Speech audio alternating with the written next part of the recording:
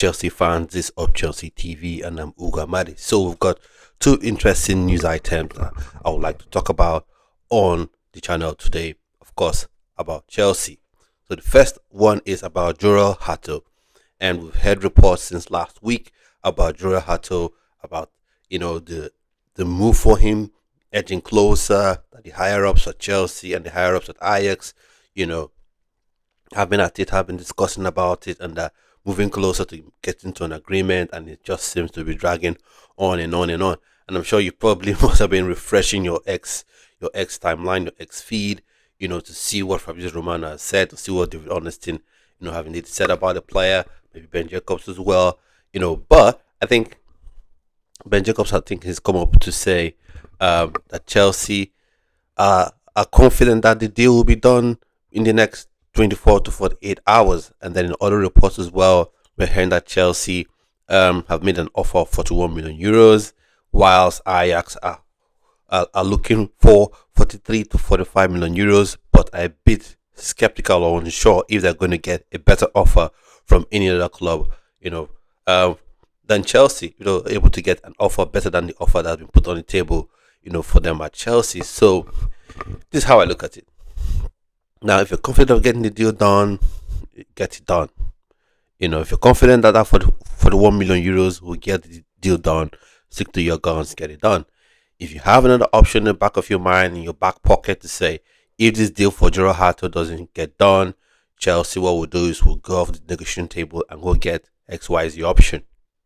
Now, but if Jorrel Hato is the absolute guy you need to get, for me at this point in the season, at this point in the off season, with just a couple of weeks from preseason, you know, I wouldn't mind paying that additional 2 to 3 million euros to get the deal over the line, because I think Jorrel Hato is really important. He's a really special player, though he's very young still. And then again, Cucurella has needed a backup for way too long. He has needed someone not just to compete with, but someone to give him some rest, because he's played lots of minutes for Chelsea. And these players are humans, like I said about Cole Palmer. You need that competition, and you also need that option to say, okay, you're a bit tired, you need a rest. And you also need, Cucurella to be like a mentor for Jorrel Hato, because this is the season. Because who knows, Cucurella could go into the season and have a fantastic season like he had last season, and he had in the Club World Cup as well. And Barcelona can come in, and Real Madrid can come in, and Spanish players, once Real Madrid comes a calling, once Barcelona come a calling, their head is usually turned. I'm not saying Cucurella's head will be turned, but most times that's what happens. So if you already have Jorrel Hato in the building a year in, then you're not under any pressure, any mad rush to get another left back in the building, because you already have a left back at Chelsea. So for me, I think the deal should be done quickly, but let's let's just be confident and be patient, because they say in between 24 and 48 hours. So maybe come the end of tomorrow, we'll possibly know. But let's see. Won't be shocked if it drags on, till next week. But hopefully not. So those opinions on this piece of transfer news, this piece of update on Jorrel Hato. What are your thoughts and opinions about it? Let me know in the comment section. And if you're liking this channel, liking the videos that have been coming, please subscribe to the channel, hit the like button, and do share the video as well. Now, I'll go on and talk about, another name, a strange name, has been linked to Chelsea previously, Emanuel Emegha. He is currently a striker for, Chelsea's sister club in RC Strasbourg, and he is their captain. He's been made the captain for the team going into the 2024, the 2025-2026 season. So there have been reports earlier on, where Fabrizio Romano had said that Chelsea were looking to get him in to Chelsea, not for this year, get a pre-agreement to get him to Chelsea, not for this season, but for the 2026-2027 season.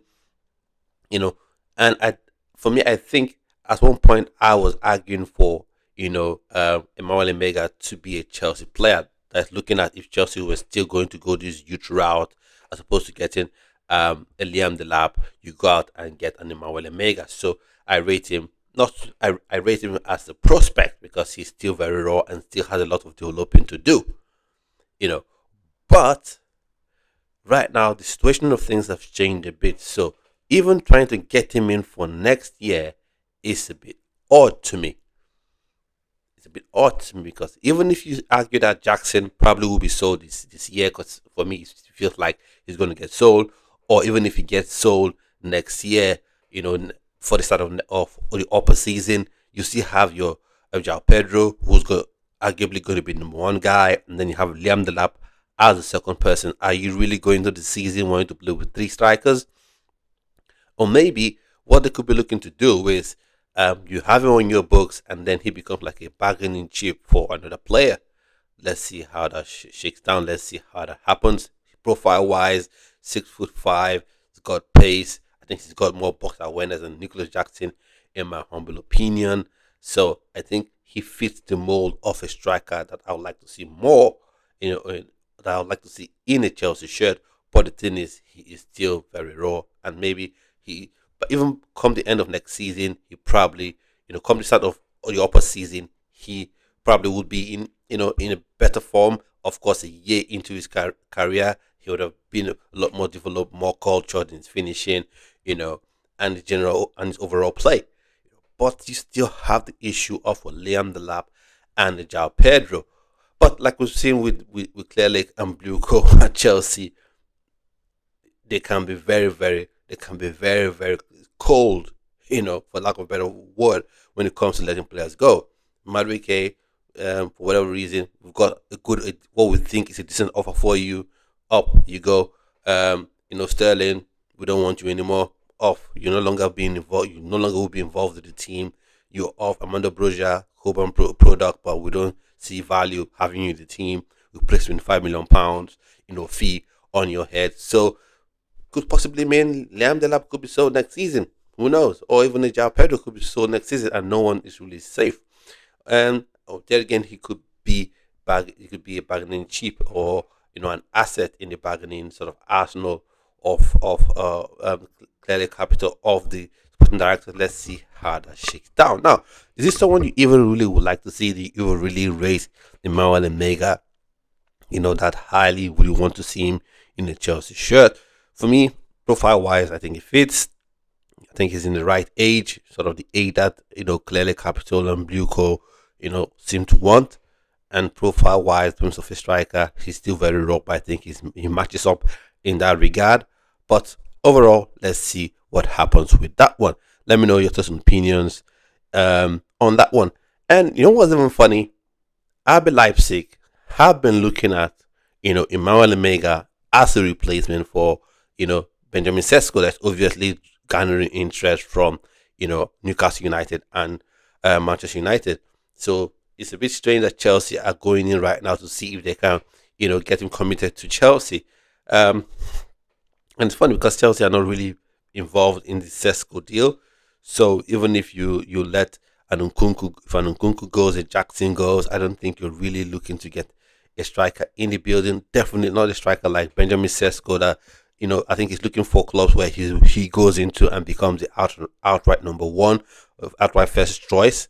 At Chelsea, I don't think that can be guaranteed this season. So I don't see how Emanuel Emegha can be used as a tool, as a bargaining chip for Sesko. If it's a striker like Osimhen who is more experienced, yeah, I could say okay, Emanuel Emegha, fair play can be used to get him.